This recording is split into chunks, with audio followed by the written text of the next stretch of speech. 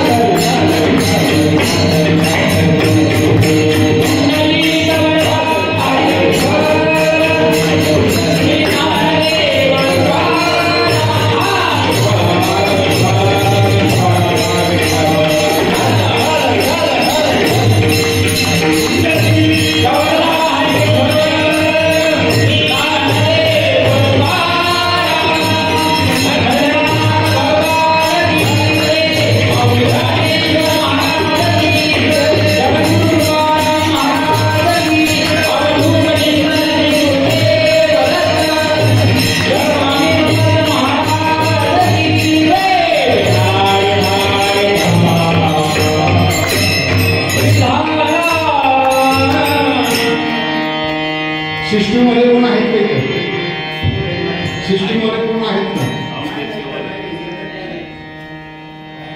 हे वाकडा तिकडे माहित पहिला बाजूला घ्या, माझं सगळं डिस्टर्ब होते. हे वाकडं तिकडे सगळं. तीन शिरे सहा हात तया माझा दंडवत, काखे झोळी पुढे श्वान, नित्य जानवीचे स्नान. माथा शोभे जटाभार, माथा शोभे जटाभार, अंगी विभूती सुंदर, काखे झोळी पुढे श्वान, नित्य जानवीचे स्नान. शंख चक्र गदा हाती, शंख चक्र गदा हाती, पायी फडावा गर्जती, काखे झोळी पुढे श्वान, नित्य जानवीचे स्नान.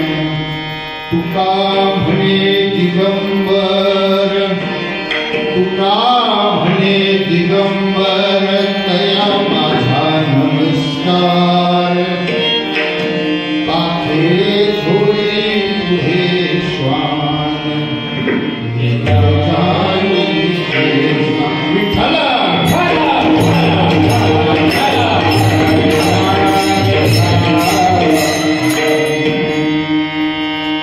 ब्रह्मानंदं प्रेम सुखदं केवलं ज्ञानमूर्तिं,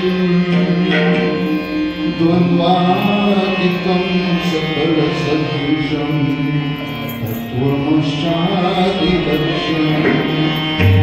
एकं नित्यं विमलमचलं, सर्वाधि साक्षिभूतम्, भावातीतं त्रिगुणरहितं, सद्गुरुं तं नमामि. अखण्डमण्डलाकारं व्याप्तं येन चराचरं, तत्पदं दर्शितं येन तस्मै श्रीगुरुवे नमः. महायोगपीठे तटे धीमरथा, वरं पुण्डरीकाय दातु मुनीन्द्रे, समागत्य तिष्ठन्त मानन्दकन्दं,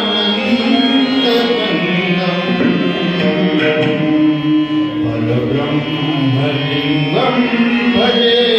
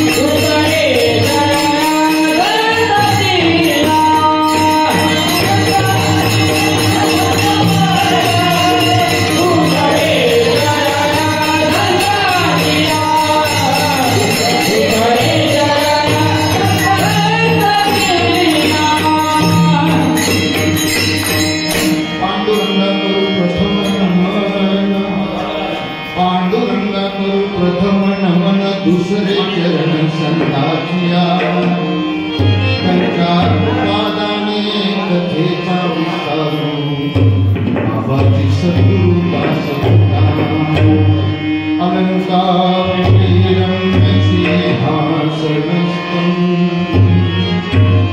पदाम्भोज देव स्फुरति प्रदेशं विधिन्द्रादिदेवे सदा समाधिस्थमूर्तिं भजे ज्ञानदे। ओम नमो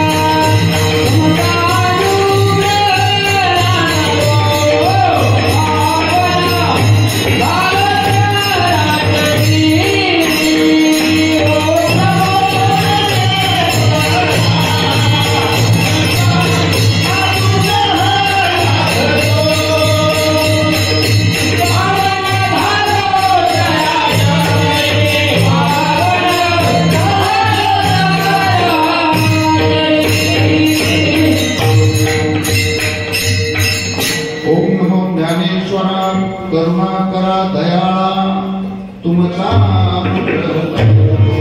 पावन झालो चराचरी जया पूजिले आदरे पांडुरंगे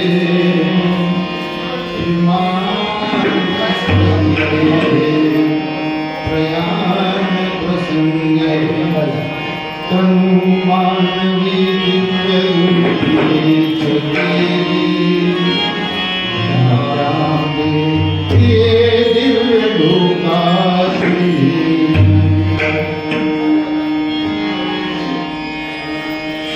नमो जन्मभूमि जिथे जन्मभूमि नमो कर्मभूमि जिथे वाळलो नमो अलंकापुरी जिथे ज्ञान पावलो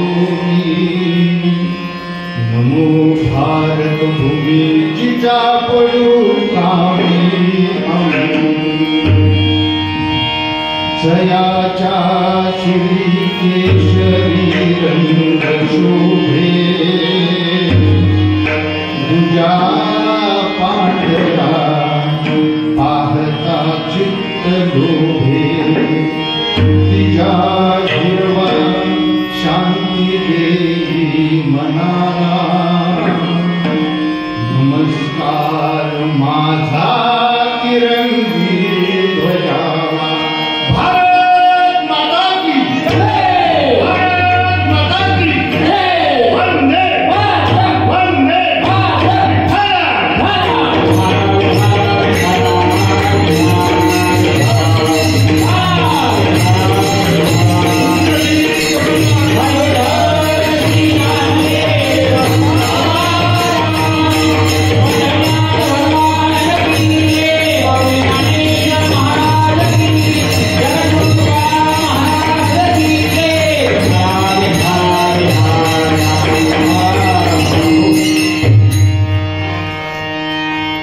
तीन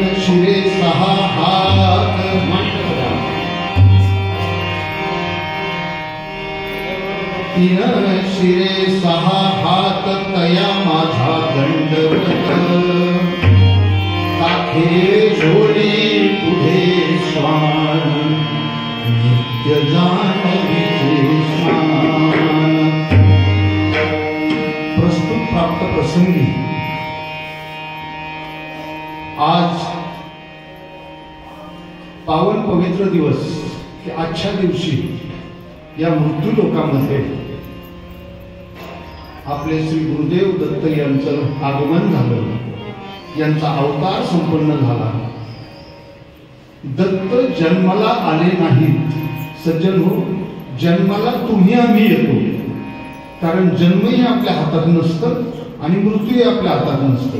परंतु जे महामानव आहेत, जे देवदिका आहेत, जे संत महात्मे आहेत, ते या पृथ्वीवर अवतार धारण करत असतात आणि त्यांचे कार्य सफल झालं की ते अंतर्धान पावत असतात.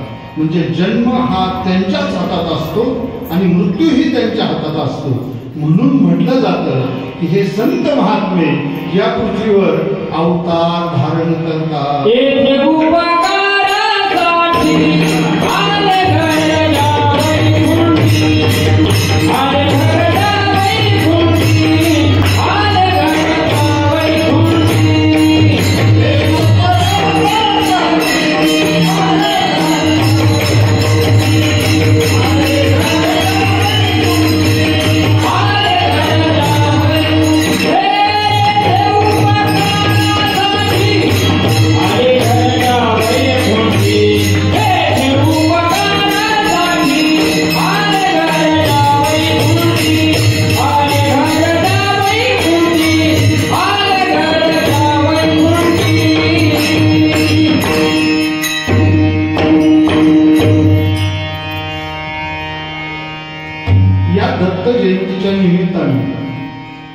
आजचा जो अभंग चिंतनासाठी तुमच्या समोर मी घेतलेला आहे, तो अभंग वैराग्याचं महामेरू आणि याच भूमीमध्ये ज्यांनी आपलं समाज प्रबोधनाचं, समाज कल्याणाचं कार्य केलं, ज्याचं हे आजोळ म्हणून संबोधलं जातं, त्या जगद्गुरु संत तुकाराम महाराजांच्या पवित्राच्या, ज्याला पंचमवेद म्हणतात, त्या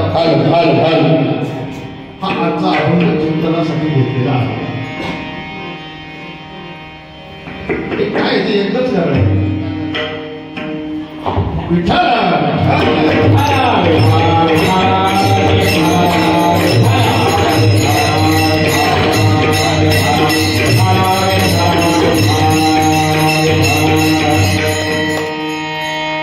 काय होतं, एकदा चिंतनाला सुरुवात केली मग ते लिंक तुटते मध्ये, हॅलो काय हे करा ते करा, डिस्टर्ब होतो महाराज.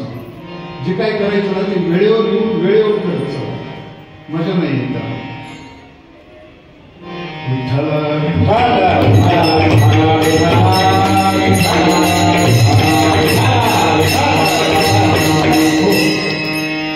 जगद्गुरु संत तुकाराम महाराजांविषयी असं सांगितलं जातं,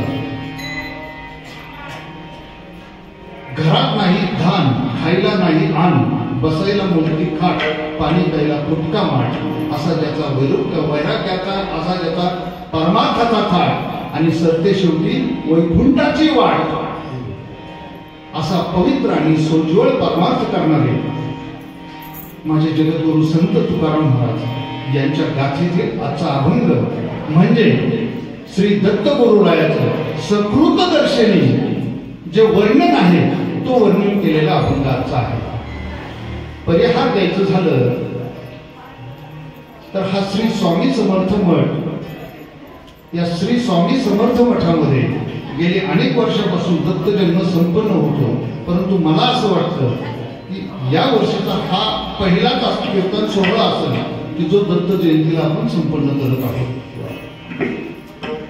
या मठाचे संस्थापक अध्यक्ष परम श्रद्धेय श्री सोमनाथप्पा खांदवे आणि प्रमुख विश्वस्त सौभाग्यवती उषाताई सोमनाथ खांदवे या दोघा उभयतांना द्यावे तेवढे धन्यवाद कमी आहेत.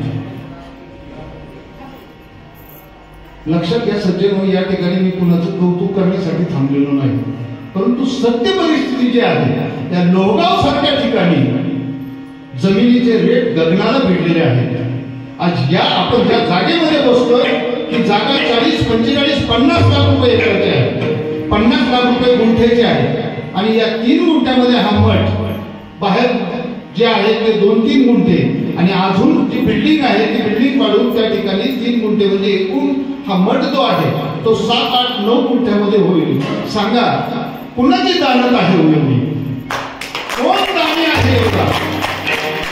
कोट्याधीश अनेक असतात, धनवान अनेक असतात, पण मनाची श्रीमंती ही सगळ्यात मोठी श्रीमंती आहे. माझं समाजाप्रती काहीतरी योगदान लागतंय. मी कशासाठी जन्माला आलो, माझा जन्म कशासाठी आहे हे ओळखून परमेश्वराची सेवा करण्याच्या दृष्टीने खऱ्या अर्थानं तुम्हा आम्हाला साधण्यासाठी ही पवित्र जागा त्या उभयतांनी या ठिकाणी आपल्याला उपलब्ध करून दिली. त्याबद्दल त्यांचं कौतुक करणं हे इष्टच आहे. विठ्ठला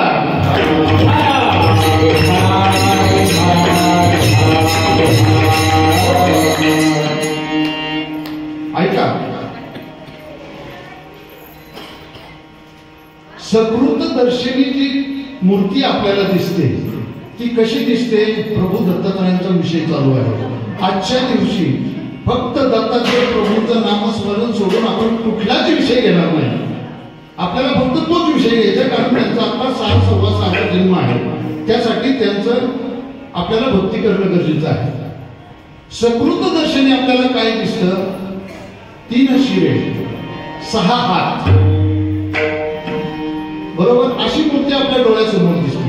3 शिराची 6 हाताची अशी मूर्ती. ती मूर्ती कशी आहे? डोक्यावर जटाभार आहे, माथा शोभे जटाभार, त्यांच्या डोक्यावर जटा आहे, अंगी विभूती सुंदर, अंगी सर्वांगाला विभूती फासलेली आहे. असं ते व्यक्तिमत्व आहे, ती व्यक्तिरेखा त्यांनी रेखाटलेली आहे. माझ्या जगद्गुरु संत तुकाराम महाराजांचं निरीक्षण कसं होतं आणि त्यांची भक्ती कशी होती पहा. त्या पुढे जाऊन त्यांनी सांगितलं शंख चक्र गदा हाती. त्या प्रभू दत्तात्रयांच्या हातामध्ये गदा आहे, शंख आहे, चक्र आहे, हे त्यांच्या हातामध्ये आहे. आणि पायामध्ये खडावा आहे, पायी खडावा गरजती. काखे झोळी पुढे श्वान, काखेमध्ये झोळी आहे, पुढे श्वान आहे. काखे झोळी पुढे श्वान, नित्य जान्हवीचे स्नान, असं त्यांनी वर्णन केलेलं आहे. आणि शेवट सांगतात तुका म्हणे दिगंबर. आता दिगंबर कुणाला म्हणतात ते आपण चिंतनामध्ये पाहू. तुका म्हणे दिगंबर तया माझा नमस्कार. या अभंगातून एकंदरीत आपल्याला काय प्रत्यय येतो? तर जगद्गुरु संत तुकाराम महाराजांनी समोर जी दत्तात्रयांची प्रचलित मूर्ती आहे त्या मूर्तीचं यथार्थ वर्णन केलेलं आहे. बरोबर? विठ्ठला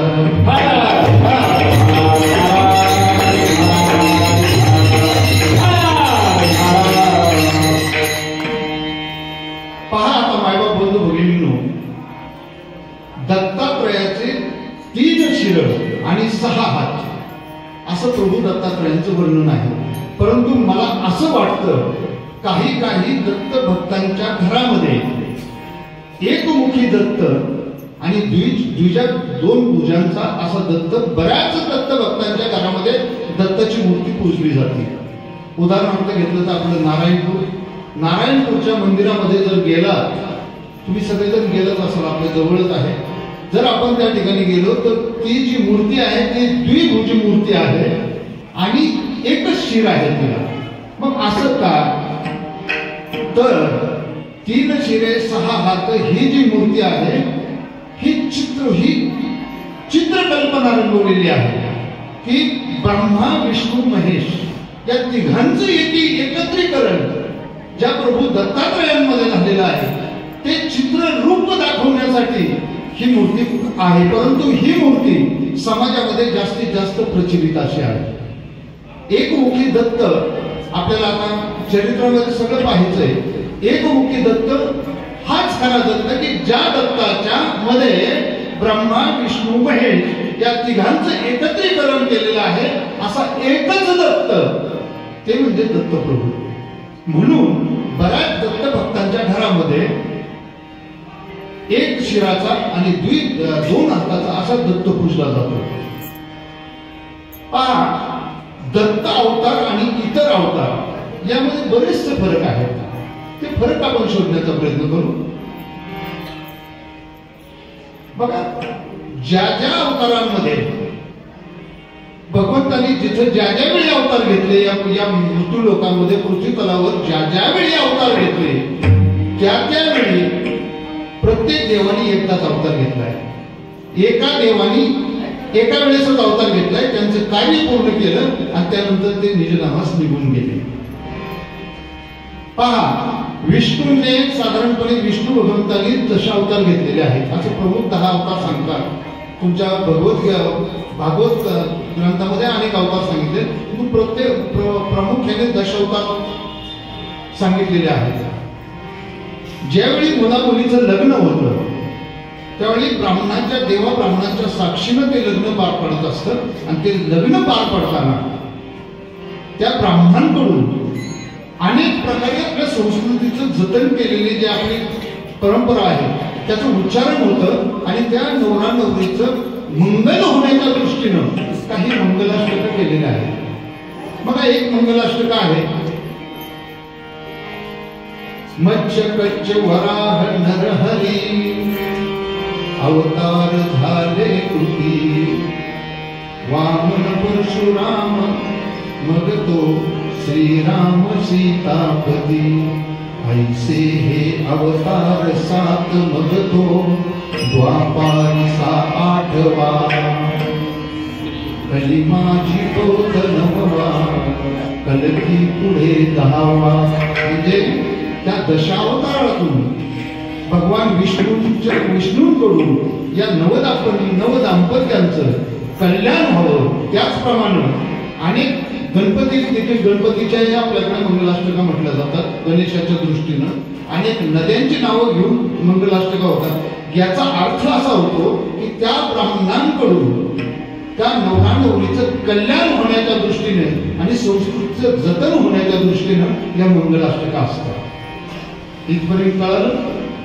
ठीक आहे. म्हणजे भगवंताने अवतार घेताना प्रत्येक वेळी फक्त एक सिंगल अवतार घेतलेला आहे, परंतु दत्त अवतारामध्ये ब्रह्मा विष्णू महेश या तिघांनी मिळून एकत्र अवतार घेतलेला आहे.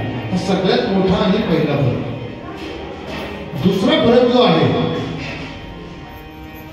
दुसरा फरक आहे कुठल्याही अवतारामध्ये झाडाला महत्व दिलेलं नाही सज्जन हो, परंतु या माझ्या प्रभू दत्त अवतारामध्ये दिगंबर त्या औदुंबराच्या झाडाला महत्व दिलेलं आहे.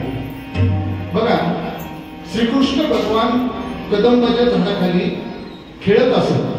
कदंबाचं झाड म्हणजे श्रीकृष्ण असं जरी म्हणत असले तरी कदंबाच्या झाडाची पूजा तुम्ही आम्ही कोणी करत नाही, लक्षात घ्या.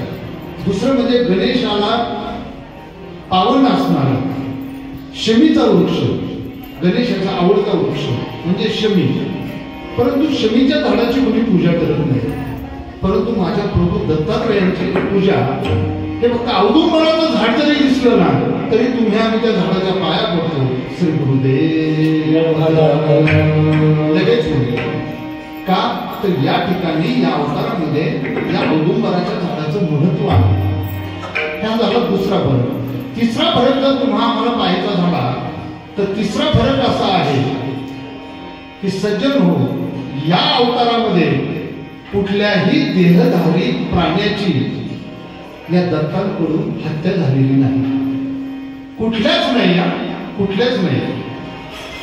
मग दत्तात्रयांचा अवतार कशासाठी आहे, त्या अवतारले कशासाठी या पृथ्वी तलावर. पहा, श्रीकृष्ण भगवंताने अवतार धारण केला, कंसाचा वध केला. प्रभू रामचंद्राचा अवतार झाला द्वापार युगामध्ये, रावणाचा वध केला. मला सांगा बरं, आपल्या दत्तात्रय मुनींचा अवतार झाला, कुणाचा त्यांनी वध केला आजपर्यंत?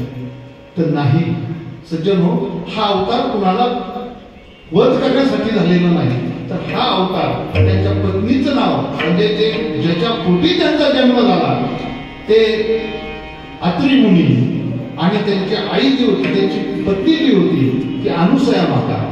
अनसुया माता म्हणजे अनसुया माता याचा अर्थच असा, अनसुया म्हणजे जिच्या मनामध्ये कुणाविषयीही कसलीही असूया नाही ती अनसुया पतिव्रता होती. अनसुया माता ही महान पतिव्रता, ज्या महान पतिव्रतांची नावं घेतली जातात त्या या मातेचं नाव सगळ्यात पहिलं घेतलं जातं. अनसुया म्हणजे कुणाही विषयी कसलाही मनामध्ये द्वेष, मत्सर, क्लेश किंवा असूया नसणारी माता म्हणजे ती अनसुया माता. आता आपल्या मनामध्ये काय असतं, सत्वर पावगे मला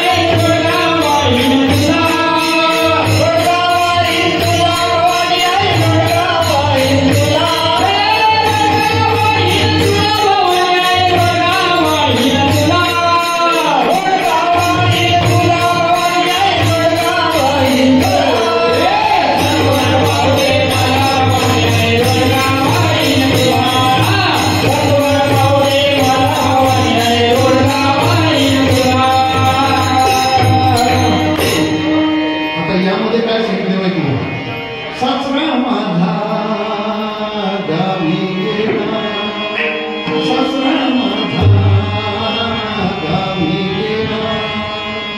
तिकडच निंदाळी त्याला भवानी आई वडगावाई गेला, तिकडच निंदाळी त्याला भवानी आई वडगावाई गेला.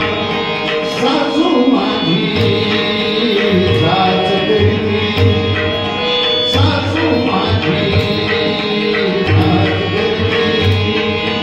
तिकडच खपावतीला भवानी आई वडगावाई गेला, तिकडच खपावतीला भवानी आई वडगावाई गेला.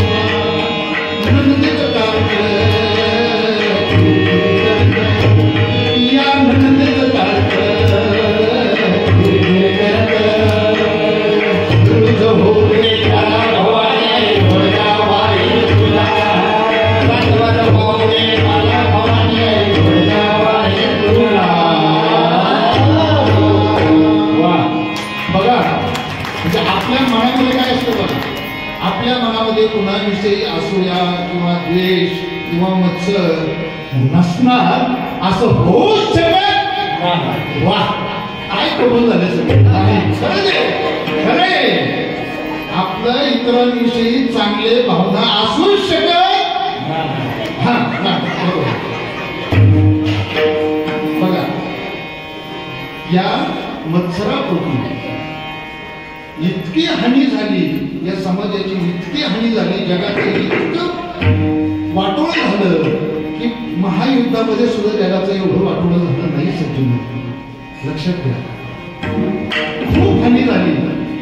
आपापसात मतभेद असणं हे चांगलं सज्जनाचं लक्षण नाही. सज्जन म्हणून समाजामधला हा दुर्गुण जाऊन सद्गुण समाजाच्या अंगी यावं, असून या एकमेकांविषयीची समाप्त व्हावी म्हणून माझ्या दत्तात्रयांचा जन्म आहे. चौथा जर सांगायचा झाला तर प्रभू दत्तात्रय दिगंबर अवतार आहे. दिगंबर कशाला, फक्त एकच अवतार असा आहे की जो दिगंबर अवतार आहे.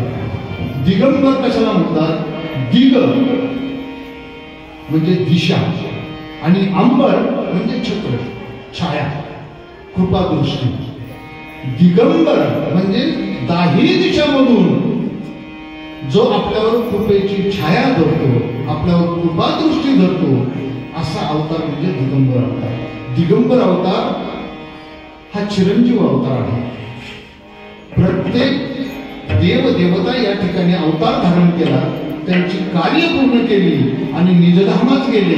परंतु माझा प्रभू दत्तात्रयांचा अवतार आजही या पृथ्वी तलावर अनेक अंशावतारातून आपल्याला दिसून येते. पहा, श्रीपाद वल्लभ यांचा एक अवतार. दुसरा अवतार जर पाहायचा झाला स्वामी नरसिंह स्वामी सरस्वती. तिसरा अवतार पाहायचा झाला तर आपले स्वामी समर्थ महाराज. चौथा अवतार जर पाहायचा झाला धनकवडीचे आपले शंकर महाराज. पाचवा अवतार पाहायचा झाला तर टेंभे स्वामी. सहावा अवतार पाहायचा झाला तर माझे साईबाबा. सातवा अवतार जर पाहायचा झाला कणकवलीचे भालचंद्र बाबा. असे अनेक अनेक अनेक अनेक दत्त अवतार या ठिकाणी आपल्या पृथ्वी तलावर आज आहेत आणि त्यांची कृपादृष्टी आपल्या समाजावर आहे. आणि म्हणून या दत्त अवताराला स्मरुगामी अवतार म्हणतात. स्मरुगामी म्हणजे काय, तर स्मरण करताच तुमच्या हाकेला धावून येणारे असे ते दत्त.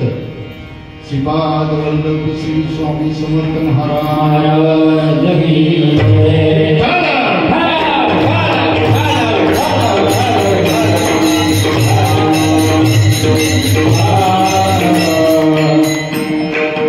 दत्तात्रयांचे असे अनेक अनेक अनेक दत्तप्रभूंचे अवतारामधले वैशिष्ट्य, विशेषतः वैशिष्ट्य जे आहे की इतर देवांनी अवतार घेतले ना आणि दत्तप्रभूंनी अवतार घेतले असे अनेक आपल्याला फरक दाखवता येतात. वेळेचं भान राखून या ठिकाणी आता 5:15 वाजलेले आहे. आपल्याला करेक्ट 6 वाजता दत्तप्रभूंचा जन्म संपन्न करायचा आहे. त्या दृष्टीने आपण आता लगेच या ठिकाणी दत्त जन्माची कथा घेऊया. दिगंबरा दिगंबरा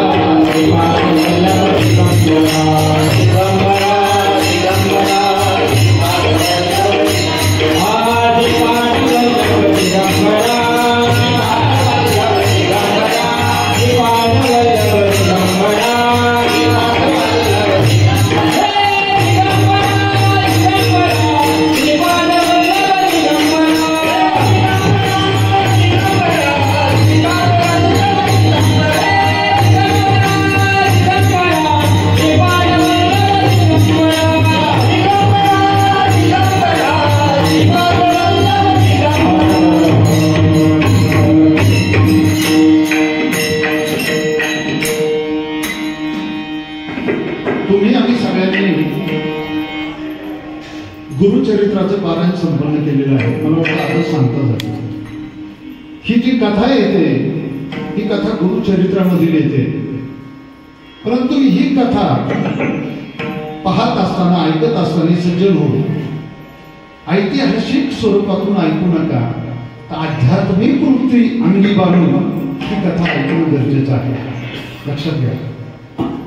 ऐतिहासिक दृष्ट्या अनेक फरक असू शकतील, परंतु आध्यात्मिक दृष्ट्या जर पाहिलं, दत्तात्रयांची पावन मूर्ती समोर ठेवून त्यांना अंतकरणात सामावून घेऊन जर कथा ऐकली, निश्चित तुमच्या अंतकरणामध्ये उतरल्याशिवाय राहणार नाही. प्रभू दत्तात्रयांचा अवतार काय झालं? ब्रह्मा विष्णू महेश. थोडी पूर्वकल्पना देतो. ब्रह्मा विष्णू महेशांच्या कृपा आशीर्वादातून असं सांगितलं जातं की अनुसूया मातेला 3 पुत्र झाले. काळे महाराज ब्रह्मदेवापासून सोम अर्थात चंद्र, विष्णू भगवंतापासून दत्त अवतार आणि भगवान शंकरापासून दुर्वास मुनींचा अवतार संपन्न झाला. आणि या तिघांचं एकीकरण म्हणजे प्रभू दत्तात्रयांचा अवतार. आता काय झालं, जे माहित नाही ते सांगतो आज तुम्हाला. दुर्वास तो होता ना, दुर्वास शंकराचा अवतार. दुर्वास मुनी जे होते ते लहानपणापासून खोडकर बरं का, एकदम खोडकर. आता इथं माझं बालपण पाहिलेले सगळेच लोक आहेत. खोडकर नावाची गोष्ट काय असेल माझ्याकडे मला कळलं असेल. मी तसंच होतो, मी फार खोडकर होतो लहानपणी. हे पोरगे एकदम खोडकर. सती अनुसूया ही महान पतिव्रता स्त्री. पतिव्रता कुणाला म्हणायचं? हा, इथून खऱ्या आता कलियुगाची सुरुवात. पतिव्रता कुणाला म्हणतात? जी पतीच्या आज्ञेत राहून पतीची दिनरात्र सेवा करते, पतीच्या शब्दाबाहेर कधी जात नाही, पतीला विचारल्याशिवाय कुठलीही गोष्ट करत नाही आणि मनाने त्या पतीच्या जेवणानंतर जेवते. हे आपल्याला न पचणार आहे, पण ऐका फक्त. तिला म्हणतात पतिव्रता. तिची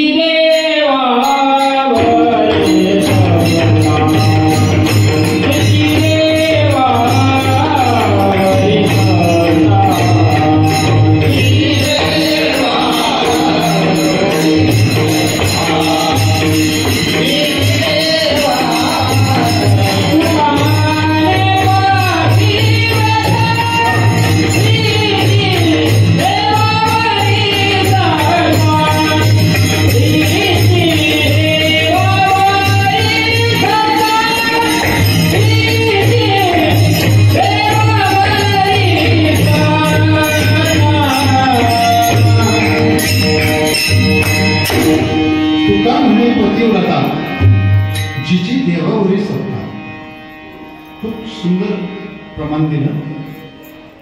पहा की अनुसूया माता अशी होती की रात्री जर पतींचे जर पाय दाबायला लागली ना, त्यांची सेवा करायला लागली ना, तर पतींना जरी झोप लागली तरी तिच्या सेवेमध्ये खंड पडत नव्हता. माझ्या बाबा तशी सेवा करायला लागला की यांची निवांत झोप होऊ द्या, त्यानंतर मी झोपायचा प्रयत्न बघेल.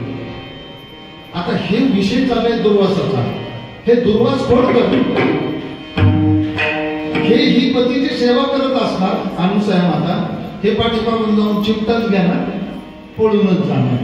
तिचा चावाच घेणार, जाऊन पळूनच जाणार. तिची वेली जोडणार, केस जोडणार. आता हिचा प्रामाणिक उद्देश काय की ही पतिव्रता आहे, माझ्या नवऱ्याची सेवा करते, मी पतिदेवांची सेवा करते, यांच्या सेवेत खंड पडायला नको. याच्यामुळे जर ते उठले तर माझ्या पतिव्रता धर्माला काय हे राहील. एकदा असंच झालं. हे आत्री ऋषी झोपलेले, माता अनुसया त्यांचं पाय चिपत होती आणि हे पोरगा आला आणि त्यांनी तिचा चावा घेतला. इतकी चीड आली त्या पोराचं तगडं धरलं, जास्त फिरवलं दिलं फेकून. आता ते लांब फेकून दिल्यानंतर ते पोरग पडत गेलं आणि ते यज्ञकुंडामध्ये पडलं. अत्री ऋषींचा मोठा आश्रम होता. त्या आश्रमामध्ये अनेक यज्ञकुंड पेटलेले असायचे, कारण तिथं अनेक साधक मंडळी त्या ऋषींकडे तपश्चर्याला त्याच्या शिक्षणासाठी येत होती. त्या ठिकाणी ते पोरग जाऊन त्या यज्ञकुंडात पडलं. यज्ञकुंडात पडल्याच्या नंतर नारायण नारायण नारायण नारायण नारायण देवर्षी नारदांची स्वारी आली. त्यांनी ते पाहिलं आणि त्या दुर्वासाला पटकन उचललं आणि आपल्या जवळ घेतलं. नाही तर ते मेलच असतं. त्यावेळी बाजूला काढून घेतलं. बाजूला काढून घेतल्यावर विचारलं. ती म्हणे नाही, हा माझ्या पती सेवेमध्ये खंड पाडतो. नारदा, त्याला घेऊन जा कुठे तुम्ही, ह्याला माझ्यापासून दूर करा आणि कुठंतरी वासाला ठेवा. दूर आणि वास म्हणजे राहणं, दूर वास, म्हणून त्यांचं नाव दुर्वास. कळलं? दुर्वास मुनींचं नाव दुर्वास का पडलं? यासाठी पडलं की दूरवास, त्याला दूर करा, दूर ठेवा आणि तिकडे कुठंतरी ठेवा, म्हणजे दुर्वास. हे दुर्वास ऋषी मोठे झाल्यानंतर ते इतके मोठे तपस्वी बनले, इतके विद्वान बनले, चारी वेद मुखर असणारे. त्यांचा शिष्य वर्ग जो आहे ना, 60 सहस्र शिष्य वर्ग होता.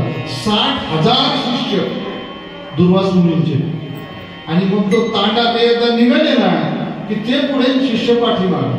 60,000 लोकांची दिंडीच नव्हती. एवढा मोठा लवाजमा घेऊन जायचं म्हणजे. आणि ते ज्या एखाद्या गावात मुक्कामी राहिले आणि तिथे या 60,000 शिष्यांचं भोजन करायचं म्हटलं की त्या गावाची फार निश्चितीच होणार. 60,000 लोकांना कोण जेवण घालणार एवढं? असंच फिरत फिरत फिरत फिरत एकदा दुर्वास ऋषी अयोध्येमध्ये आले. हा प्रसंग बर का, काळे महाराज, हा प्रभू रामचंद्र वनवासातून आल्यानंतरचा आहे. अयोध्येमध्ये आले. रामांची आणि दुर्वास मुनीची लांबूनच नजर झाली. समोर आले, एकमेकाला आलिंगन दिलं. नमो भगवते वासुदेवाय महा, नमो नमः, नमो नमः. दोघांचा एकमेकांना प्रणिपात झाला. विचारलं, मुनी इकडे कुठे? दुर्वासांनी सांगितलं, महाराज तुमच्याकडेच. म्हणे काय प्रयोजन काय? काही नाही म्हणे, जेवणाची वेळ झालेली आहे. म्हटलं तुमच्याकडेच जेवण करावं. प्रभू रामचंद्र म्हटले, ठीक आहे मुनी, तुम्ही आलात. ऋषी मुनींचं आम्ही तुमचं स्वागत करतो आणि मी लगेच सीतेला सांगतो ती स्वयंपाकाची व्यवस्था करेल आणि तुम्ही तोपर्यंत शरयू नदीवर जा, त्या ठिकाणी स्नान करा आणि स्नान करून परत आल्यानंतर तोपर्यंत तुमचं भोजन तयार झालेलं असतं.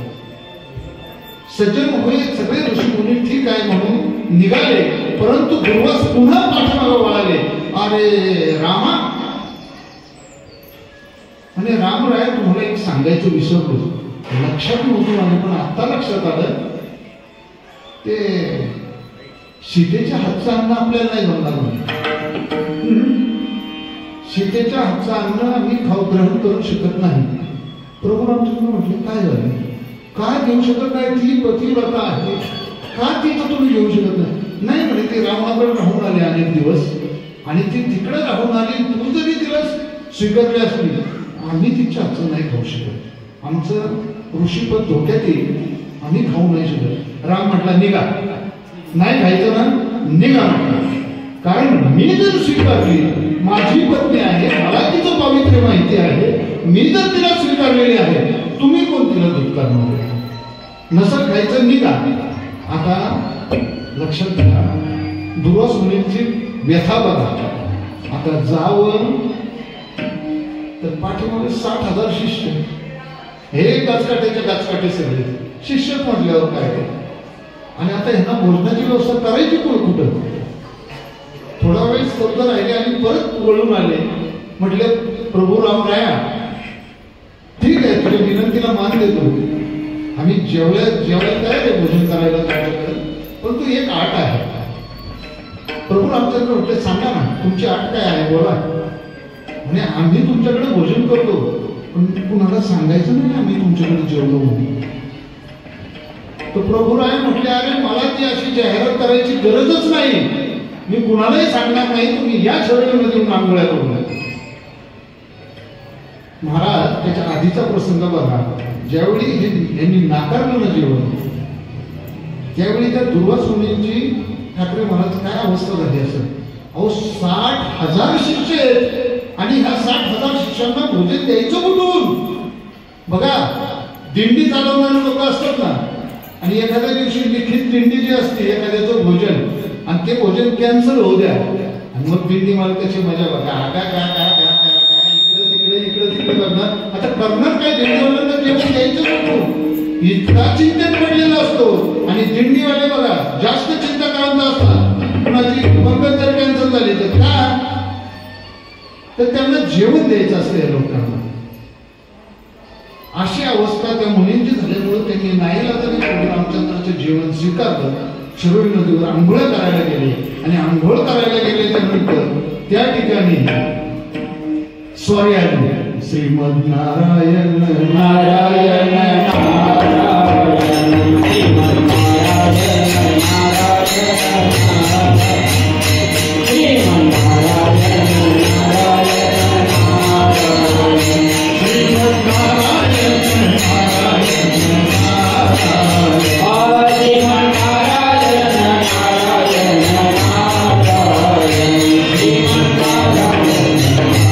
नारायण नारायण, श्रीमद